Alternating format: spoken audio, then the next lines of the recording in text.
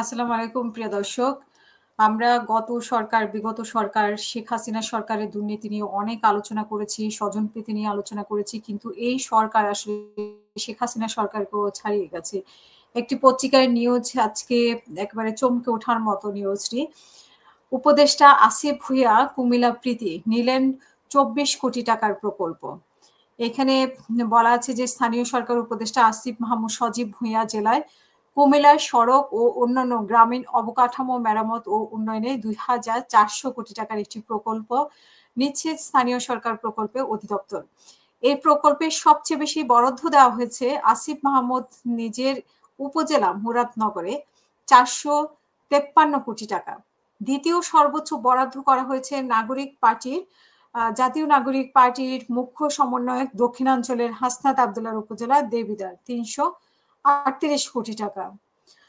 প্রিয় দর্শক, এবার চিন্তা করেন যে এনসিপি বলাই তো হয় যে আসলে আসিফ মাহমুদ সজীব ভুঁইয়া এনসিপির একজন, এবং তারা আসলে ঠিকই আছে এবং তারা নিজেদের এলাকার জন্য যা করছে, এলাকার নাম করে আসলে টাকাটা কোথায় যাচ্ছে সেটাও আমাদের খতিয়ে দেখা দরকার। এখানে নিউজটিতে আরো যেটা বলা হয়েছে যে একই পথে হেঁটেছেন মন্ত্রী পরিষদের সচিব শেখ আব্দুর রশিদ। তার জেলা সাতক্ষীরায় এলজিডি ২,১৯৮ কোটি টাকার একটি প্রকল্প। এই প্রকল্প নেওয়ার ক্ষেত্রে নিজেই ভূমিকা রেখেছেন শেখ আব্দুর রশিদ। পরিকল্পনা কমিশন সূত্র জানিয়েছে যে কোনো জেলার জন্য এককভাবে এত বড় প্রকল্প এলজিইডি অতীতে নেয়নি। কুমিল্লা ও সাতক্ষীরার জন্য বিশেষ প্রকল্প নেওয়া হলেও এই দুই জেলা চেয়েও রাস্তাঘাটে খারাপ পরিস্থিতি বিভিন্ন জেলায় আছে। যেমন এলজিইডির হিসাবে কুড়িগ্রাম জেলার ৭০% উপজেলা সড়কে খারাপ। এই জেলার জন্য কোনো একক প্রকল্প নেই। এলজিইডির কুড়িগ্রাম জেলার নির্বাহী প্রকৌশলী ইউনুস হোসেন বিশ্বাস গত ২৮শে জুলাই বলেছেন একটি সাক্ষাৎকারে যে বিগত অর্থ বছরে রাস্তাঘাট মেরামতে তাদের চাহিদা ছিল ৮০ কোটি টাকা, পেয়েছিলেন ৪০ কোটি টাকা।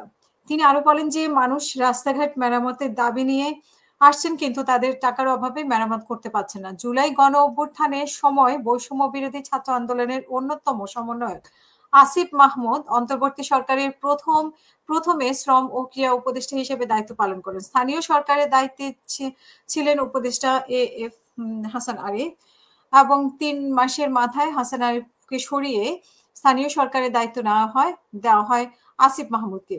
তিনি আগামী জাতীয় নির্বাচনে, সংসদ নির্বাচনে ফেব্রুয়ারিতে বলা হচ্ছে যেটা, যে আগে পদত্যাগ করে তিনি নির্বাচন করবেন সেই এলাকায়।